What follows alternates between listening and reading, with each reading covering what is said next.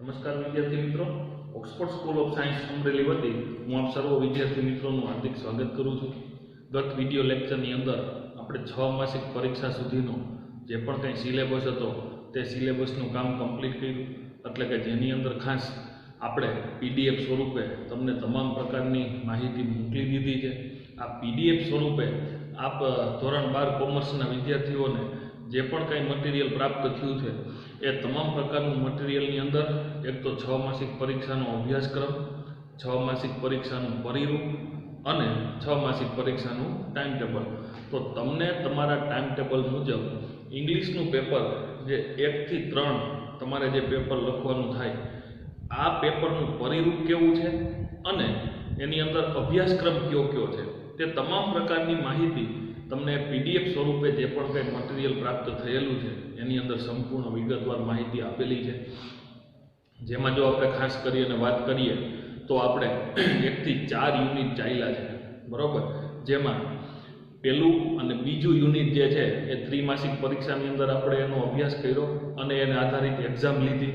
ત્યારબાદ 6 માસિક પરીક્ષાનો જે પણ કાંઈ અભ્યાસક્રમ છે તેની અંદર ત્રીજું અને ચોથું યુનિટ જે છે એ તમારે તૈયાર કરવાનું છે. એટલે ખાસ આપ વિદ્યાર્થી મિત્રોને એ ધ્યાનમાં રહીએ કે ત્રીજા અને ચોથા યુનિટની અંદર જે પણ કાંઈ ટેક્સ્ટબુક આધારિત પૂછાતું હોય તે તમામ પ્રકારનું ત્રીજા અને ચોથા યુનિટમાંથી રહીએ. તમને તમારા પરિરૂપની અંદર change the text, direct indirect, function અને રાઇટિંગ, આ ચારેય ઓપ્શન અને સપ્લિમેન્ટરી એ તમને એમાં ઇન્ડિકેટ કરેલા છે.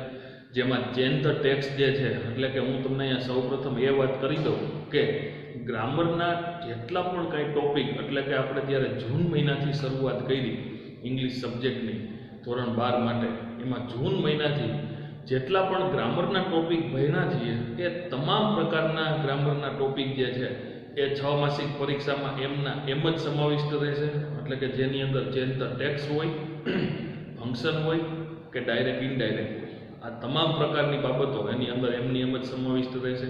ત્યારબાદ રાઇટિંગ સેક્શન જે છે એ રાઇટિંગ સેક્શનની અંદર 1 થી 4, એટલે કે પહેલું, બીજું, ત્રીજું અને ચોથું, આ ચારે 4 યુનિટ ઉપર આધારિત રાઇટિંગ પૂછાશે. એટલે કે એસે હોય કે પછી સ્પીચ રાઇટિંગ હોય, બરાબર. તો હવે આપ સર્વ વિદ્યાર્થી મિત્રોને 6 માસિક પરીક્ષાની અંદર ઇંગ્લિશ વિષયની અંદર કેવા પ્રકારનો કોર્સ રહેલો છે જેની સંપૂર્ણ માહિતી મળી ગઈ છે, બરાબર.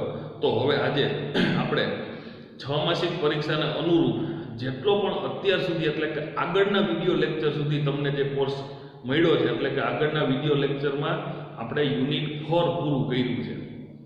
ગ્રામરના ટોપિક યુનિટની શરૂઆત કરતાં પહેલાં આપણે ભણી ચૂક્યા છીએ, બરાબર.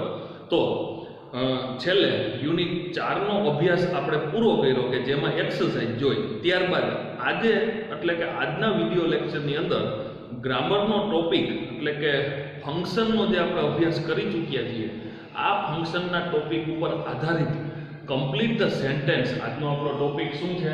Revision of functions. એટલે કે આપણે જે ફંક્શન્સનો અભ્યાસ કરી ચૂક્યા છીએ, અલગ અલગ પ્રકારના ઘણા ફંક્શનનો આપણે અભ્યાસ કરી ચૂક્યા છીએ, જેમાં તમારી સમક્ષ અહીંયા તમને બ્રેકેટમાં ઓલરેડી ઇન્ડિકેટ કરી અને દર્શાવવામાં આવેલા છે. જેમ કે આપણે ડિગ્રી ઓફ કમ્પેરિઝન શીખી ગયા છીએ, એટલે કે comparing people, place and thing in relation two something, બરોબર. એટલે કે ડિગ્રી ઓફ કમ્પેરિઝન જે શીખી ગયા છીએ, જે પણ આપણો ફંક્શનનો ટોપિક છે, એવી રીતે શોવિંગ કે ઇન્ડિકેટિંગ રિઝલ્ટ શીખી ગયા છીએ, રિપોર્ટિંગ ઇવેન્ટ શીખી ગયા છીએ, કનેક્ટિંગ ઇન્ફોર્મેશન વિશેની થોડીક સામાન્ય વાત કરેલી છે, શોવિંગ રિઝલ્ટ શીખી ગયા છીએ, અને એવી જ રીતે ડોયર નોટ ઇમ્પોર્ટન્ટ, એટલે કે પેસિવ વોઇસની ક્રિયાઓ પણ આપણે શીખી ગયા છીએ, હેબિચ્યુઅલ એક્શન શીખી ગયા છીએ, એડવર્બ ક્લોઝ ઓફ સપોઝિશન શીખી ગયા છીએ, એડવર્બ ક્લોઝ ઓફ ટાઈમનો પણ અભ્યાસ કરી ચૂક્યા છીએ. આવી રીતે આપણે અત્યાર સુધીમાં પહેલેથી, એટલે કે જ્યારથી જૂન મહિનાથી શરૂઆત થઈ ત્યારથી માંડી અને અત્યાર સુધીની જો આપણે ડિસ્કશન કરવા જઈએ તો ગ્રામરની અંદર ફંક્શનના ટોપિકની અંદર આપણે 10 થી 12 પ્રકારના અલગ અલગ ટોપિકનો અભ્યાસ કર્યો છે. જેમાં મોટાભાગના તમે ધોરણ 11 સુધી શીખી ગયા છો એવા તમામ પ્રકારના ટોપિકનું રિવિઝન પણ કર્યું છે. અને હજી પણ આગળ જે પણ સંપૂર્ણ નવા જ ફંક્શનના ટોપિક જે છે એ 6 માસિક એક્ઝામ પૂરી થાય ત્યાર પછીથી આપણો જે રીતે કાર્યક્રમ આગળ શરૂ થશે એ રીતે આપણે ફંક્શનનો અભ્યાસ કરવાના છીએ.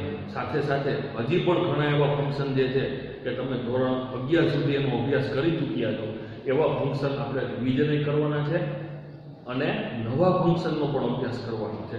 તો વિદ્યાર્થી મિત્રો, આજે આપણે આ જે પણ કંઈ ગ્રામરનો ટોપિક જે છે એટલે કે રિવિઝન ઓફ ફંક્શન, તો આજે આપણે જેટલા ફંક્શનનો અભ્યાસ કર્યો છે એટલા ફંક્શનનું ઓનલી ફોર રિવિઝન જોવાનું છે.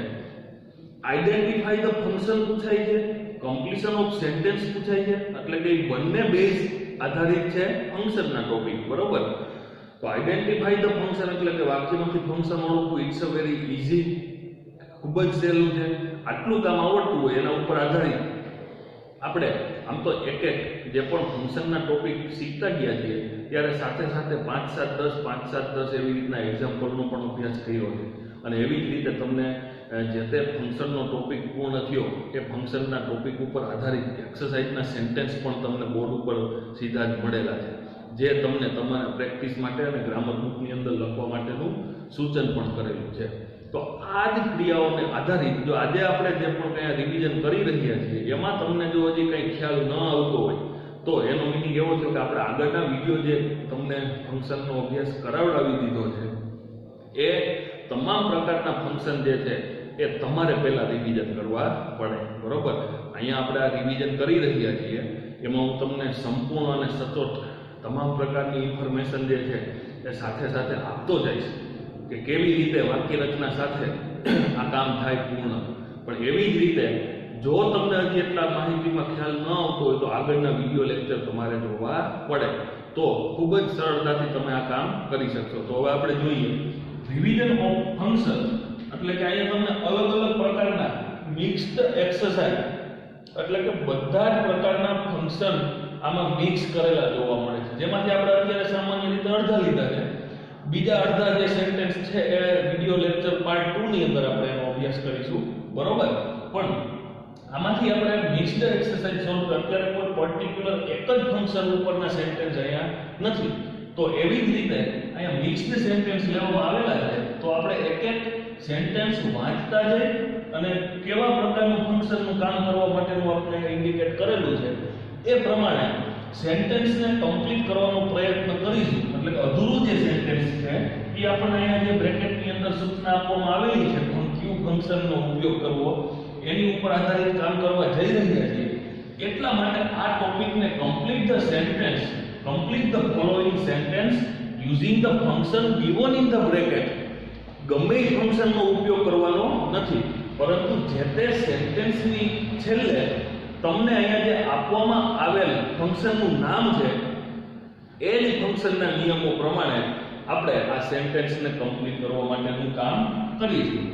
સામાન્ય રીતે જેને કમ્પ્લીટ ફંક્શન આવડે છે ને એને આટલું વાક્ય વાંચે ને કે માનો જોઈએ છે આપણે ફોર એક્ઝામ્પલ અહીંયા પહેલું ફર્સ્ટ એક્ઝામ્પલ જોઈએ છે કે વોલ્ટ ડિઝની વોઝ સો, આટલું આપવામાં આવેલું છે ને એના ઉપરથી જ આપણને ખ્યાલ આવી જાય કે રિઝલ્ટનું કામ કરવાનું છે. એટલે આને આપણે કહીશું એડવર્બ ક્લોઝ ઓફ રિઝલ્ટ, એટલે કે શોવિંગ રિઝલ્ટ આપવામાં આવેલું છે. તો પરિણામ દર્શક ક્રિયા વિશેષણ રૂપ ઉપવાક્ય, બરોબર, એડવર્બ ક્લોઝ ઓફ રિઝલ્ટ. તો અહીંયા આપણે પરિણામનું સૂચન કરવાનું છે. તો જ્યારે તમે રિઝલ્ટનો ઉપયોગ કરો અહીંયા સો આપેલું છે તો આ વાક્ય રચનાને આપણે યાદ કરીએ છીએ સૌપ્રથમ, પછી આપણે એ પ્રમાણે સેન્ટેન્સને કમ્પ્લીટ કરવા માટેનું આગળ કામ કરીશું. તો સો આપેલું છે, હવે ત્યાંથી આપણે કામ આગળ કરવાનું છે. સૌથી પહેલા તો તમને એ જણાવી દઉં કે જ્યારે તમે કમ્પ્લીશન ઓફ સેન્ટેન્સનું કામ કરતા હોય તો તમારે જવાબ અહીંથી આટલો આપવાનો છે. બટ જે અબોવ સેન્ટેન્સ જે છે ફર્સ્ટ સેન્ટેન્સ એટલે કે અહીંયા જે પહેલું સેન્ટેન્સ એ પણ પહેલા લખવાનું અને પછી જવાબ સ્વરૂપનું સેન્ટેન્સ અહીંથી જોડવાનું. જો તમે ખાલી સીધો જ જવાબ સ્વરૂપનું સેન્ટેન્સ લખો, પ્રશ્ન દ્વારા પૂછવામાં આવે પહેલું જે સેન્ટેન્સ છે એ ન લખો તો તમે યોગ્ય કામ કર્યું કહેવાય નહીં. એટલા માટે ગ્રામરનો નિયમ છે કે એમાં જે આપવામાં આવેલું ક્વેશ્ચન આન્સર હોય તો એના સીધા જવાબ લખતા હોય તો ચાલે, પણ અહીંયા આ જે પૂછવામાં આવેલું સેન્ટેન્સ જે છે ને એ તો તમારે સૌપ્રથમ લખવું જ પડે, પછી જ અહીંથી જોઈન કરવાનું અને એની નીચે આપણે અંડરલાઈન કરીને દર્શાવી શકીએ કે જે આપણો જવાબ છે, બરોબર. ન કરેલું હોય તો એ ખોટું નથી પણ એ આપણે દર્શાવીએ જેથી કરીને કહીએ સચોટ પ્રશ્નપત્રની અંદર આપણે કે આન્સર બુકમાં કામ કર્યું ગણાય. તો 100 આપેલું છે, રિઝલ્ટ એવું આપણને અહીંયા કહેવામાં આવેલું છે અને એનો મીનિંગ એવો થયો કે 100 વિશેષણ ધેટ મુકાય. કમ્પ્લીટ ધ સેન્ટેન્સ એવો નિયમ છે. આપણે આગળ જ્યારે ફંક્શનની વાત કરતા હતા ત્યારે કે પહેલા તો ગ્રામેટિકલી રીતે સેન્ટેન્સ કમ્પ્લીટ હોવું જોઈએ. તો હવે મેં અહીંયા તમને એમ કીધું કે 100 વિશેષણ ધેટ આવે, બરોબર? તો વચ્ચે વિશેષણ આવે તો અહીંયા હું મૂકું છું કે ઈ 100 ઈ ધેટ, બરોબર? આ 100 વિશેષણ અને ધેટ આવ્યું. તો વિશેષણ તો કેટલા બધા પ્રકારના છે. વિશેષણ ઘણા બધા પ્રકારના છે જે તમે ગ્રામરમાં ઓલરેડી એનો અભ્યાસ કરો ત્યારે તમને ખબર પડી જાય. પણ ગમે એ વિશેષણ મૂકવાનું નથી. મેં અત્યારે અહીંયા ઈ મૂક્યું છે તો આનો મીનિંગ એવો નથી કે તમારે ઈ જ લેવું. બે બાબત ખાસ ધ્યાનમાં રાખવાની. આમ જોવા જઈએ તો 3 પ્રકારની. એક તો પહેલા ફંક્શન ઉપર આધારિત એની વાક્ય રચના શું છે ઈ. બીજું એની ઉપર આધારિત વાક્ય રચના ગ્રામેટિકલી રીતે કરેક્ટ હોવી જોઈએ. અને થર્ડ સેન્ટેન્સ જે તૈયાર થાય એ મીનિંગફુલ હોવું જોઈએ, એટલે કે અર્થસભર વાક્ય હોવું જોઈએ. ખાલી પહેલી 2 કન્ડિશન હોય કે આમાં 100 ધેટનો ઉપયોગ કરવાનો કીધો છે અને 100 ધેટ મૂકવો એટલે તો સાચું. પછી એવી જ રીતે ગ્રામેટિકલી અહીંયા આપણે વાક્ય લખીએ એ ટેન્સની બધી ક્રિયાઓ પ્રમાણે પણ યોગ્ય છે તો પણ હવે આપણે થઈ ગયું કે સાચું નહીં. સૌથી most important condition is that sentence is meaningful, એટલે કે અર્થસભર વાક્ય હોવું જોઈએ. તો અત્યારે હું ઉદાહરણ સ્વરૂપે મારી રીતે અહીંયા તમને અર્થસભર વાક્ય ગ્રામેટિકલી કરેક્ટ હોય એ રીતનું કામ કરું છું. પણ જો તમને તમારી જાતે પણ આવી રીતે મીનિંગફુલ સેન્ટેન્સ બનાવતા આવડતું હોય તો એ પણ ઉપયોગ કરી અને તમે બનાવી શકો અન્ય રીતે, ઇન અધર વે, એટલે બીજી રીતે પણ બને. અહીંયા એવું નથી કે હું અહીંયા જે વાક્ય લખું છું એ જ ફિક્સ છે, આના સિવાય એનો બીજો કોઈ જવાબ જ ન આવે. પણ વાક્ય ગ્રામેટિકલી રીતે કરેક્ટ હોવું જોઈએ. અને બીજી જો બાબતની વાત કરીએ તો મીનિંગફુલ એટલે કે અર્થસભર હોવું જોઈએ. તો અત્યારે આપણે મોસ્ટ જો સૌથી જોઈએ તો આટલી જે કન્ડિશન છે ને એની વાક્ય રચના થઈ છે એની રિઝલ્ટની, એટલે કે 100 વિશેષણ ધેટની આપણે વાત કરી. તો આગળ આપણે લખીશું કે he was not, હું અહીં ઉપર લખું છું, able to work. આ વાક્ય થઈ ગયું અહીંયા કમ્પ્લીટ. was શા માટે મૂક્યું તો આગળની આ પરિસ્થિતિ ઉપરથી તમને ખ્યાલ આવે છે. હવે હું અહીંયા he is એટલે કે વર્તમાનની ક્રિયા લખી શકું નહીં. મારે ભૂતકાળને જાળવી રાખવો પડે, કારણ કે તમને જે અહીંયા ઓલરેડી પહેલું સેન્ટેન્સ એટલે કે આગળનું આપવામાં આવેલું છે એની અંદર તમે સ્પષ્ટ જોઈ શકો છો કે તમને એમાં પાસ્ટ ટેન્સ વિશેની વાત કરી છે. એટલે આપણે કરતા પછી ગ્રામેટિકલી રીતે યોગ્ય કહેવાય ભૂતકાળની જે અહીંયા આપણને આપવામાં આવેલી જે ક્રિયા છે ને એને લઈએ છે. ઓકે, બાકી અહીંયા આગળ ન સમય હોય એટલે હું ઉપરની તરફ લખતો જાઉં છું. બોર્ડ ઉપર સેન્ટેન્સ એમને એમ રહેશે. તમારે આ પ્રેક્ટિસ સ્વરૂપના વાક્ય તમારી ગ્રામર બુકની અંદર ફંક્શનનો ટોપિક આપણે જે છેલ્લે પૂરો કરેલો છે એની નીચે complete the sentence, complete the following sentence using the function given in the bracket, એટલે કે મિક્સ્ડ એક્સરસાઇઝ છે એ લખી નાખવાની છે. અને જાતે બીજા પણ વાક્ય તમે વધારે લખી શકો. Second, Helen Keller told that. તમે આટલી ક્રિયા જોવા નતા તમને એમનો ખ્યાલ આવી ગયો કે વાં જોવા જવાની જરૂર નથી. પણ શું છે આ ઇનડાયરેક્ટ સ્પીચનું સેન્ટેન્સ હોય એવું તમને ક્યાંક ને ક્યાંક જોવા મળી રહ્યું છે, બરોબર? તો એના ઉપરથી તમે આગળ જતા ધેટ અને અહીં કીધું છે રિપોર્ટિંગ. ખરેખર આખું એને એવું કહેવાય રિપોર્ટિંગ ઇવેન્ટ. રિપોર્ટિંગ ઇવેન્ટ એટલે શું? જે આપણે રિપોર્ટિંગ ઇવેન્ટના ફંક્શનમાં આપણે શીખી ગયા છીએ કે રિપોર્ટિંગ ઇવેન્ટ એટલે ઇનડાયરેક્ટ સ્પીચનું સેન્ટેન્સ. ખાસ સાંભળજો, ઇનડાયરેક્ટ સ્પીચનું સેન્ટેન્સ, ડાયરેક્ટ સ્પીચનું સેન્ટેન્સ નહીં. કારણ કે ડાયરેક્ટ સ્પીચના સેન્ટેન્સની અંદર સાદો વર્તમાન કાળ હોય, ચાલુ વર્તમાન કાળ હોય, પણ ઇનડાયરેક્ટ સ્પીચના સેન્ટેન્સમાં સાદો વર્તમાન કાળ હોય નહીં, ચાલુ વર્તમાન કાળ પણ હોય નહીં, પૂર્ણ વર્તમાન કાળ પણ હોય નહીં. ખ્યાલ આવ્યો? એવી જ રીતે કેન અને મે પણ ન હોય. સેલ અને વ્હીલ પણ ન હોય, કારણ કે કેન નું ઇનડાયરેક્ટમાં કુડ હોય, મેન નું ઇનડાયરેક્ટમાં માઇક હોય, બરોબર. વ્હીલ નું ઇનડાયરેક્ટ, સેલ અને વ્હીલ બંનેનું ઇનડાયરેક્ટ ની અંદર વુડ હોય. તો આ કન્ડિશન મેં તમને ત્યારે કમ્પ્લીટ સમજાવેલી હતી, એ જ પ્રમાણે તમે આ વાક્યને ફોલો કરી શકો. બીજું, સર્વનામની પરિસ્થિતિમાં પણ આપણે ખાસ ધ્યાન રાખવું પડે. એ ફેરફાર જે ડાયરેક્ટ સ્પીચમાં હોય ઇનડાયરેક્ટમાં ન રહે, એનો એક આપણે ચોક્કસ પ્રકારનો ખ્યાલ પણ રાખવો પડે. તો અહીંયા આપણે હેલન કેલર ટોલ્ડ ધેટ એટલું સેન્ટેન્સ આપવામાં આવેલું છે. તો રિપોર્ટિંગ ઇવેન્ટ એટલે કે ઇનડાયરેક્ટ સ્પીચ પ્રમાણે સેન્ટેન્સને આપણે પૂર્ણ કરવા માટેનો પ્રયત્ન કરીએ આગળ. Okay, workers were not their slaves. slaves એટલે ગુલામ. તમે હેલન કેલર વાળું યુનિટ જે આપણે બાકી છે, પણ હેલન કેલર એવું કહ્યું કે વર્કર્સ એટલે કે કામદારો છે ને એ તેઓના ગુલામો નથી. ખ્યાલ આવ્યો? તો આપણે અહીંયા કાળને પણ મેન્ટેન કરેલો છે. વેર ભૂતકાળની ક્રિયા છે. તો અહીંયા આપણે રિપોર્ટિંગ ઇવેન્ટ પ્રમાણે એટલે આખું વાક્ય Helen Keller told them workers were not their slaves. તો આ રિપોર્ટિંગ ઇવેન્ટ છે. એટલે કે તમે ડાયરેક્ટ અને ઇનડાયરેક્ટ શીખી ગયા છો, અને ત્યારબાદ સ્પેશિયલી આપણે રિપોર્ટિંગ ઇવેન્ટનો જે ટોપિક હતો એની અંદર પણ ઇનડાયરેક્ટ સ્પીચનું વાક્ય કેવી રીતે લખવું એની ઇન ડિટેલ તમને તમામ પ્રકારની માહિતી આપેલી છે, અને ખૂબ જ અર્થસભર. પણ આ રિપોર્ટિંગ ઇવેન્ટની તમામ પ્રકારની માહિતી એ તમને ત્યારે સમજાશે કે જો ઇનડાયરેક્ટ સ્પીચ શું છે એ તમે આગળ આપણે શીખી ગયા. ખાસ કરીને ત્રિમાસિક એક્ઝામ પહેલા એ તમે ડાયરેક્ટ ઇનડાયરેક્ટ શીખી ગયા છો ને, એની ઉપર આધારિત તમે આ કામ કરી શકો. થર્ડ જોઈએ, હિમાંશુ ઓર્ડર્ડ મી એટલે કે હિમાંશુએ મને હુકમ કર્યો.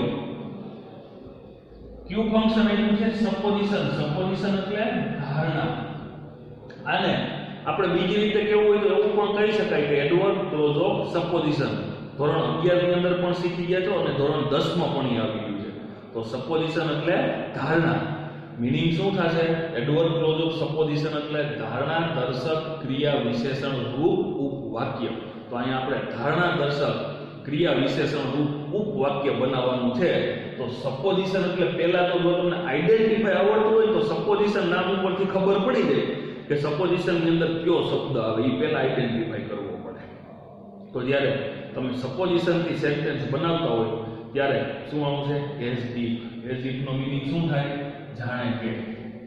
તો આપણે અહીંયા લખ્યું એઝ ઇફ બે વાક્યની વચ્ચે. તો Himanshu ordered me as if. જાણે કે હિમાંશુએ મને હુકમ કર્યો, જાણે કે તમારે યોગ્ય સર્વનામ લેવાનું છે એઝ ઇફ, ત્યારબાદ યોગ્ય સર્વનામ અને વેર. ખાસ સાંભળજો, આટલી જ રચના છે સપોઝિશનની. પહેલા તો બે વાક્યની વચ્ચે જાણે કેવા અર્થમાં એઝ ઇફ પ્લસ યોગ્ય સર્વનામ. યોગ્ય સર્વનામ એટલે આગળના વાક્ય ઉપરથી તમને એનો ખ્યાલ આવે, અને પ્લસ વેર. તો આપણે અહીંયા આગળના વાક્ય ઉપરથી હિમાંશુ એવું આપવામાં આવેલું છે ને એટલે હી લીધું, અને ત્યારબાદ મૂક્યું વેર. આટલી કન્ડિશન છે ને આ સપોઝિશનની થઈ. પછી તો તમારે એને અર્થસભર બનાવવા માટે ખબર પડી ગઈ કે હિમાંશુએ મને હુકમ કર્યો. ગુજરાતી કરો ને અર્થ એટલે તમને ઓટોમેટિક ખબર પડી જાય. તો આપણે એવું કહેવાય જાણે કે મારો બોસ હોય. તો કે as if he were my boss. આ જે મેં ગુજરાતી બોલ્યો, ઇંગ્લિશ કહ્યું. હિમાંશુએ એવી રીતે હુકમ કર્યો જાણે કે તે મારો બોસ હોય. ખ્યાલ આવ્યો? આને સપોઝિશન કહેવાય. તો અગત્યની સ્થિતિ શું છે? એઝ ઇફ પ્લસ યોગ્ય સર્વનામ પ્લસ વેર. તો આવી રીતે આપણે અહીંયા આ કહી શકીએ કે ખરા અર્થની અંદર આમાં સપોઝિશનનો ઉપયોગ થયેલો છે, અને સેન્ટેન્સ જે આપવામાં આવેલું છે એ સેન્ટેન્સ પણ ઓલરેડી અર્થસભર છે. બરોબર. હવે આપણે નેક્સ્ટ સેન્ટેન્સ જોઈએ જે આપણને કનેક્ટિંગ ઇન્ફોર્મેશનનું કીધું છે. Geography is an easy subject. બરોબર.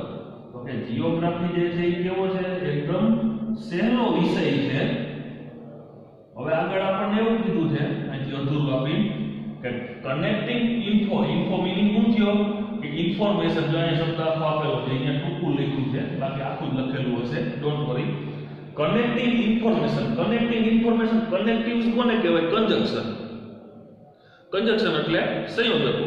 તો અલગ અલગ પ્રકારના ઘણા બધા સંયોજકો છે, either or, neither nor, while, when, that, if વગેરે. આપણે જે શબ્દોનો અભ્યાસ કરીએ છીએ ને, જે ઓલરેડી તમે ધોરણ 10 માં અલગ અલગ કંજક્શન શીખી ગયા છો, not only but also, or, otherwise વગેરે જેવા કંજક્શન મીન્સ કે કનેક્ટિવ્સનો ઉપયોગ કરવાનો. પણ એ દરેક શબ્દોનો આપણને અર્થ ખબર હોવો જોઈએ ને. વાક્યની અંદર અર્થ પ્રમાણે ગ્રામેટિકલી રીતે યોગ્ય અને અર્થસભર વાક્ય તૈયાર થાય એવી રીતે એ વાક્યને લખો ને ત્યારે એને યોગ્ય રીતે લખવું કહેવાય. Okay, geography is an easy subject. Geography છે એ સહેલો વિષય છે. વાઇલ જ્યારે અહીંયા સમય નથી હો, જ્યારે સાયન્સ ઇઝ ડિફિકલ્ટ. શું થશે? Science is difficult. તો જો વ્યવસ્થિત આગળ લખજો. અહીંયા ખાસ જગ્યા ન હોવાથી ન્યાય રીતે ઉપર લખતો જાઉં છું. જીઓગ્રાફી છે એ સહેલો વિષય છે. કનેક્ટિંગ ઇન્ફોર્મેશનમાં આપણે કંજક્શન તરીકે વાય લીધું. જ્યારે વિજ્ઞાન છે એ અઘરું છે, એટલે આપણે એવું લખી શકીએ કે why science is difficult subject. ખ્યાલ આવ્યો? તો આવી રીતે આ અલગ અલગ પ્રકારની પરિસ્થિતિ પ્રમાણે તમારે ખાસ વાક્યને કેવી રીતે કમ્પ્લીટ કરવું એ ક્રિયાઓનો અભ્યાસ જોતો જવાનો છે. પાંચમું વાક્ય આપ્યું છે, તમે જોઈ શકો છો. પહેલું અને પાંચમું બંને વાક્યની અંદર શોઈંગ રિઝલ્ટની વાત કરવામાં આવી છે. તો હવે અહીંયાથી આપવામાં આવેલ શોઈંગ રિઝલ્ટ વિશેની એને વાત કરી છે. એમાં મારે કંઈ વધુ પડતું કહેવાનું રહેતું નથી, કારણ કે એની ચર્ચા આપણે કરી લીધી.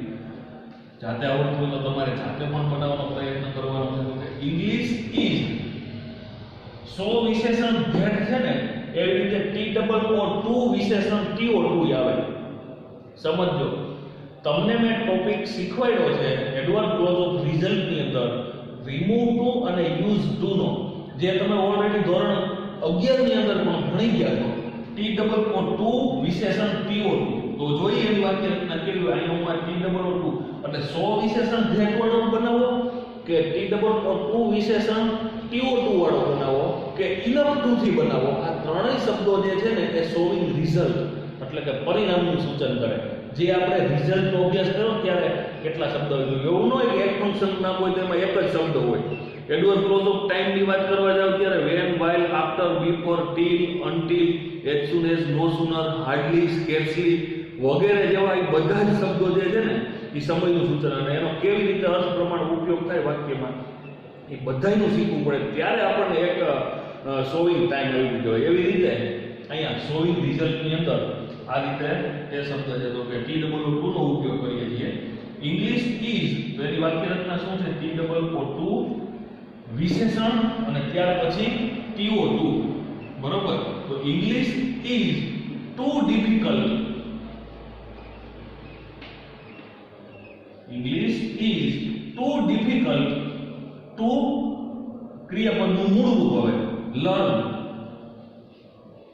મૂળ રૂપ એટલે આનું થયું ઇન્ફિનિટી. તો English is too difficult to learn without good teacher. Without good teacher. સારા શિક્ષકો વગર ઇંગ્લિશ શીખવું એ ખૂબ જ અઘરું છે. ટુ ડિફિકલ્ટ એટલે અતિશયતા દર્શાવે. શું દર્શાવે? અતિશયતા. એવી રીતે સો ઇલ એ પણ અતિશયતા દર્શાવે. ખૂબ જ બીમાર છે. શું થાય એનો મીનિંગ? ખૂબ જ બીમાર છે એવો એનો મીનિંગ થાય.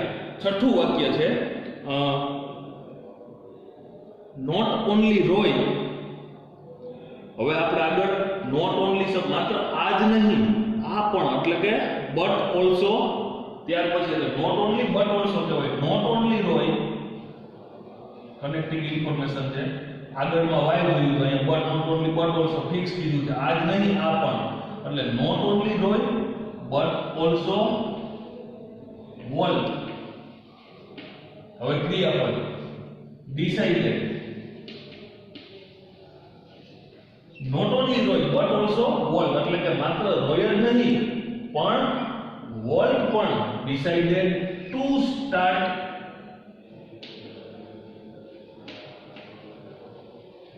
New cartoon series. તો હવે કનેક્ટિંગ ઇન્ફોર્મેશન માં કાઢી નાખ્યું છું, એટલે અહીંયા આપણને આ વાક્ય કમ્પ્લીટ લખવાનો ચોક્કસ ખ્યાલ આવે. તો decided to start new cartoon series.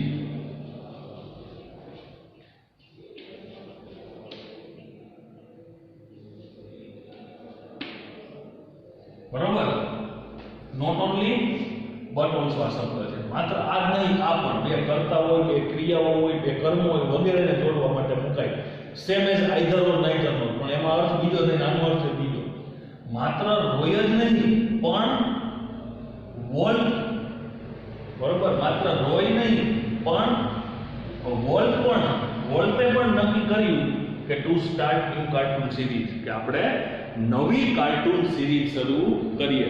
તો આવી રીતે વિદ્યાર્થી મિત્રો, તમને અહીંયા જોતાની સાથે જ જો પહેલા તો તમે યોગ્ય વાક્ય શું કહેવા માંગે છે એનો યોગ્ય રીતે અર્થ સમજી શકશો, તો ચોક્કસ પ્રકારે આ અલગ અલગ પ્રકારના જે વાક્યો છે એનો તમને ખ્યાલ આવશે. તો એવી જ રીતે નેક્સ્ટ 7મું વાક્ય જે આપવામાં આવેલું છે એ વાક્યની અંદર રિપોર્ટિંગ ઇવેન્ટ આપવામાં આવેલી છે.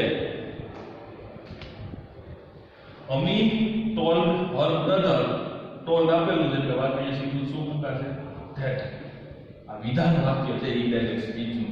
તો અમી ટોલ્ડ હર બ્રધર ધેટ. પહેલાનું એવું રિપોર્ટર, રિપોર્ટિંગ વર્બ, લિસનર અને વિધાન વાક્ય પ્રમાણે કંજક્શન મૂક્યું આપણે, બરોબર. તો ત્યારબાદ આગળ લખી શકાય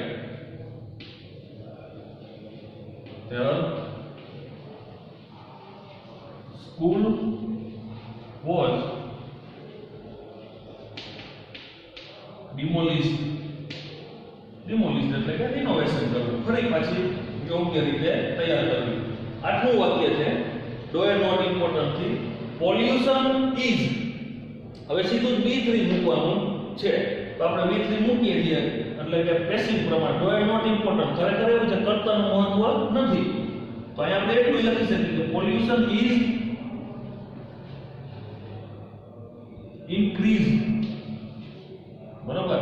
પોલ્યુશન ઇઝ ઇન્ક્રીઝ, પૂરું થઈ ગયું. આગળ લખવું તેમ લખી શકાય by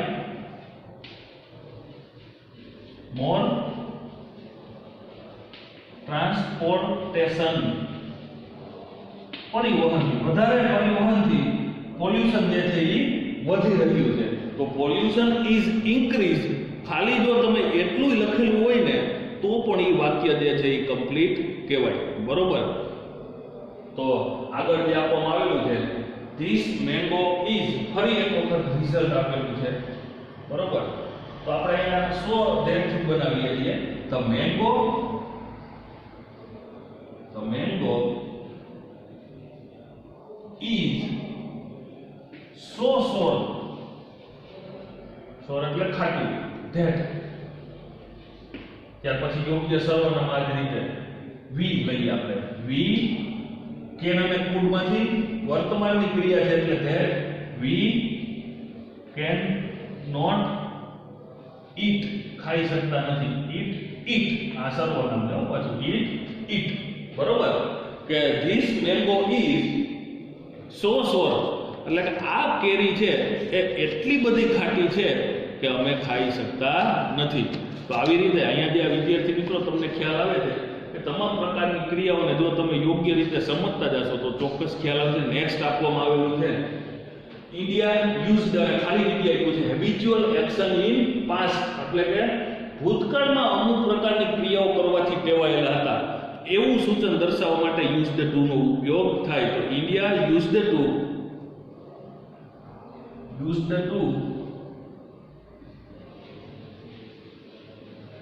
celebrate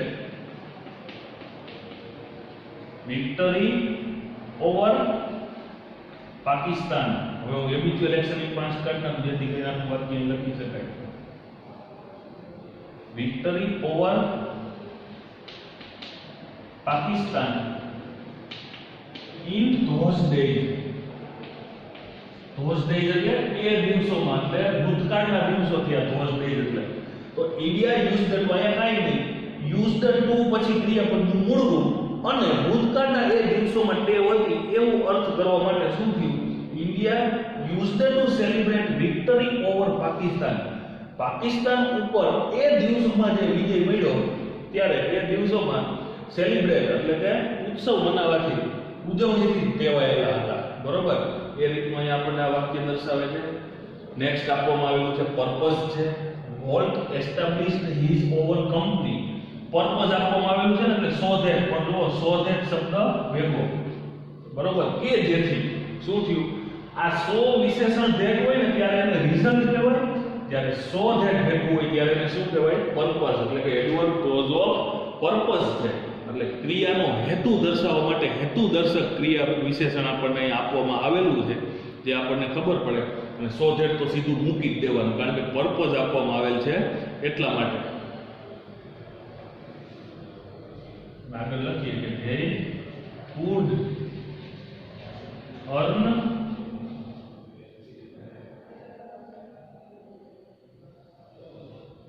they could earn more money. They could earn more money. જો આખું વાક્ય જોઈએ. Walt established his own company. વોલ્ટે પોતાની કંપની સ્થાપી કે જેથી તેઓ વધુ પૈસા કમાઈ શકે. બરોબર? તો અહીંયા શું હોય? સો ધેટ કે જેથી પછી યોગ્ય સર્વનામ, ત્યાર પછી કેન અથવા તો કુડ. તો અહીં કુડ એટલા માટે મૂક્યું કારણ કે અહીં એસ્ટાબ્લિશ્ડ ભૂતકાળ હોવાથી, ત્યાર પછી ક્રિયાપદનું મૂળ રૂપ અને તમારા અર્થ પ્રમાણે જે આગળ વાક્ય લખવું હોય તે જોઈએ. Indian institute of management is one of comparing place. સ્થળની સરખામણી એટલી છે, એટલે ડિગ્રી ઓફ કમ્પેરિઝન છે.